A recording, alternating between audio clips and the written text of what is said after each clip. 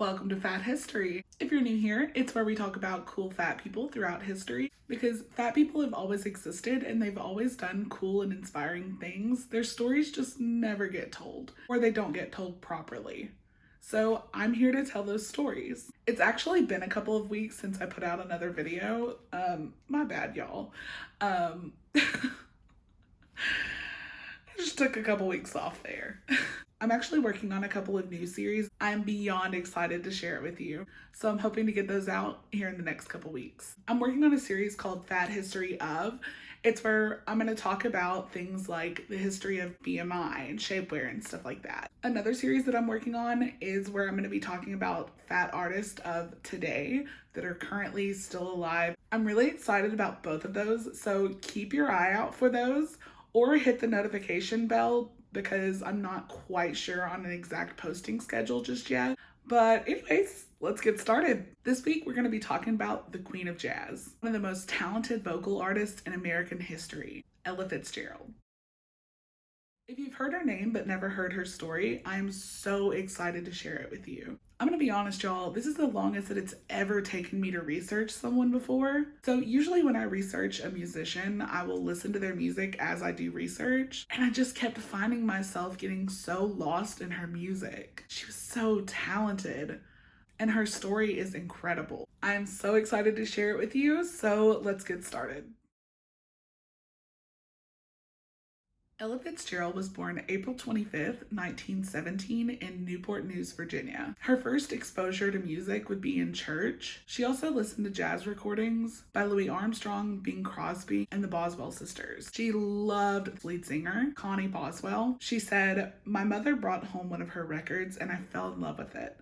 I tried so hard to sound just like her." She was really talented in imitating other people's voices, specifically Louis Armstrong. She would actually later make music with Louis Armstrong, which is some of my very favorite of her songs. As a young girl, Ella was very meek but very ambitious. She would put on performances for her friends on the way to school and at lunch. One of her neighbors recalled how when they were children, she said, "Someday you're going to see me in headlines. I'm going to be famous." I don't think she could possibly have imagined just how right she was. However, when she was 15, her life would drastically change when her mother passed away in a car accident. Suddenly, she was an orphan at the height of the Great Depression. Her stepfather was abusive, and so she went to live with her aunt in Harlem, but she had a hard time taking care of her because, once again, Great Depression in segregation America. Things were tough. So to make money to take care of herself, she would run numbers for illegal lotteries, and she was the lookout for sporting houses and brothels. This was right at the end of Prohibition, and so all of that was like super illegal. She would end up being picked up by police and sent to an orphanage. It was so overcrowded that she tried to run away, but they would end up picking her back up and sending her back. Due to overcrowding, she would be sent to New York Training School for Girls, which is a state reformatory school, which is known for being horrible. The conditions were absolutely terrible to live in. The school was segregated, and so she had to live in the worst of the living quarters. She was described as ungovernable. The school itself was terrible. There's not only mental, but also physical abuse. Things like solitary confinement, only being given bread and water, or even physical assault was regularly experienced by the girls there. She kept this part of her life secret for her entire life. She never spoke about it in public. Later in her life, the school would contact her and ask for her to come visit as like an inspirational kind of thing, and she gave them a very strong no. She would end up running away from the school when she was 17. She would sing and dance on the street for money, but she often had her money stolen by other girls. And because she was an orphan on the street in the Great Depression, she didn't have anywhere to go, anyone to help, and felt completely alone in the world. She was looking for a way out. And so in November 1934, when she heard about the amateur night at the Harlem Apollo Theater, She signed up in hopes of winning the $25 prize. She was the first one to go on stage for the amateur portion of the night, but she was super intimidated because she had to go on stage right after a local dance group called the Edward Sisters. And so she was so nervous, she froze up. Someone in the crowd yelled, "What's she gonna do?" She was so nervous that she just started singing. And that shut everybody up. She would end up taking first prize, which was $25 and a chance to perform at the Apollo for a week, but she never actually got that part of her prize. After that, she would enter more contests and she would win all of them. But at this time, she was still living on the street and just trying to get by. It was at this time that she was introduced to Chick Webb by somebody who had seen her perform, and he liked it so much that he asked her to join the band. Chick Webb would become sort of like a father figure to her. He bought her decent clothes, got her a place to stay, gave her business advice, and the ladies in the band taught her how to take care of herself and how to style her hair and clothes. She would even be paroled to the band to take care of her. Started making music together and would release it under Chick's contract with his record label. The biggest song that they made together was called A Tisket a Tasket in 1938. They would go on to make more music together, but unfortunately, in 1939, only a year later, he would pass away from tuberculosis of the spine. This was devastating to Ella. She had just started to get some stability in her life and felt like she had a family. After his passing, they would rename the band, and Norman Granz would become her manager. She recorded nearly 150 songs with Webb's orchestra between 1935 and 1942. Whenever Ella met her manager, Norman, her career took a serious pivot.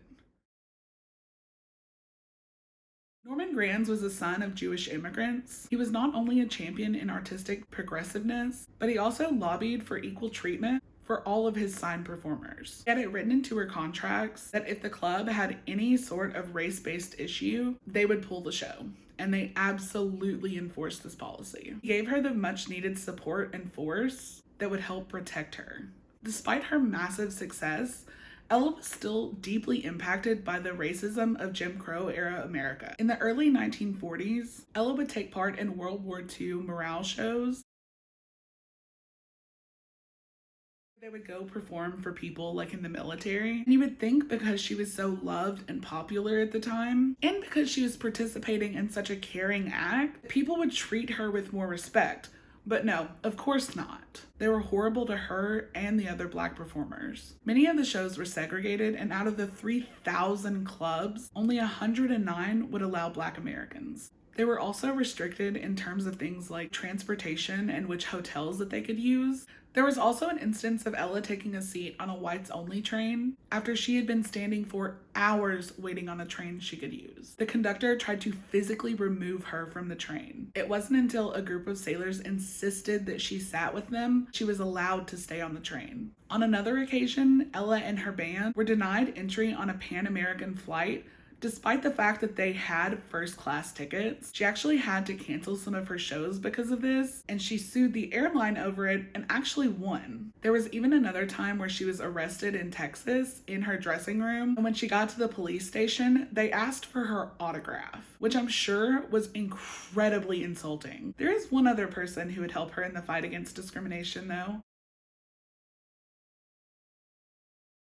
In October of 1957, after being denied shows at the Mocambo nightclub in Los Angeles, Marilyn Monroe, who was a huge fan of Ella, found that completely unacceptable. She used her social status and popularity to make a deal with them. The deal was, if they let her perform, she would show up and take a front row seat every night. And that's exactly what happened. Marilyn was at the height of her career at this time. And so who was gonna tell her no? Absolutely no one. The nightclub ended up selling out every single night. After that, Ella never had to book a small venue again. However, venues would still find ways to be awful. They would do things like ask her to use the side or the back entrance as like a small way to say, even if you're good enough to sell out every seat in this house, you're still not good enough to go through the front door. There was an occasion where Marilyn came to see her perform in Colorado, and she found out that the club had made her go in the side entrance. Marilyn told them if they did not let Ella go through the front door, she would not step foot in the establishment. After this, Ella was never asked to go through another side door again. If you've ever wondered what it means to use your white privilege for good, that is a good example. Ella and Marilyn had a really cute friendship. I think to the outside, it can be easy to think they didn't have much in common, but they both had intensely tragic childhoods, becoming orphans very young. They had marriages that didn't work out, they both couldn't have children, and they bonded over the difficulties that they faced in the entertainment industry. They were able to understand each other in a very special way. Over the next 3 decades, Ella's career would skyrocket. She would record and release songbooks for Verve at irregular intervals from 1956 to 1964. The musicians spotlighted on each set represent the greatest part of the cultural canon, known as the Great American Songbook.